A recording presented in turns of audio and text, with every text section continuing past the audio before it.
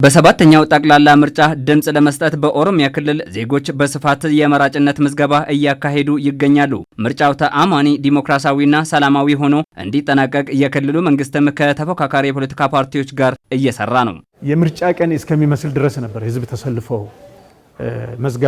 መዝጋቢዎቹ ጊዜ እስከሚያጥራቸው ድረስ ነበር ህዝብ ቆሞ በሰልፍ ነበር ሲመዘገብ የነበረውና አሁን በርካታ ለመምረጥ መብታቸው መወሰን የደረሱ ዜጎች ሁሉ ተመዝግቧል ማለት እንችላለን። አሁን በተለያየ ምክንያት ተንጠባጥበው የቀሩትን ነበር 2 ሳምንት አራዝሞ ነበር የምርጫ ቦርድ።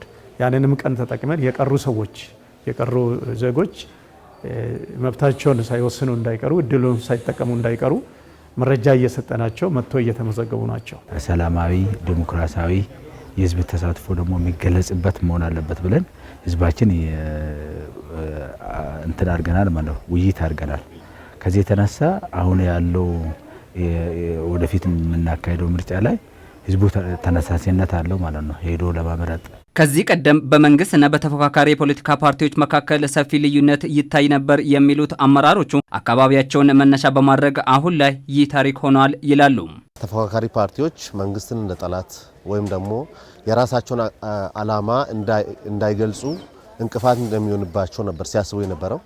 በመንግስትም በኩል ከዚህ በፊት የነበረው ተቃዋሚዎችን እንደ ሌላ አካል አድርገው የመቁጠር የነሱን ስራዎች ተከታትሎ የማደናቀፍ ስራዎች ነበር ሲሰሩ የነበሩ። ይሄ ቀርቶ ታሪክ ሆኗል ማለት ነው። ለምሳሌ በእኛ ክልል ውስጥ የጋራ ምክር ቤት አለን ከተቃዋሚ ፓርቲዎች ጋር። በጋራ ምክር ቤት ውስጥ ችግር የሆኑ ነገሮች እዛ እንፈታለን። በጋራ አቅደን እንሰራለን። ቅስቀሳ የፈለጉበት አካባቢ ሄዶ እንዲሰሩ ይደረጋል። አካባቢ አደራሾችን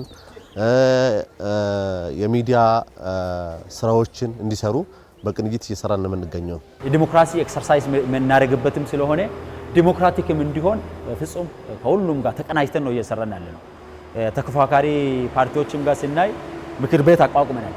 4 ተፎካካሪ ፓርቲ አለ ቦረና ዞን። እነዚህ 4ቱ ተፎካካሪ ፓርቲዎች ጋር ምክር ቤት አቋቁመናል። በዚህ ምክር ቤት ውይይት እናደርጋለን።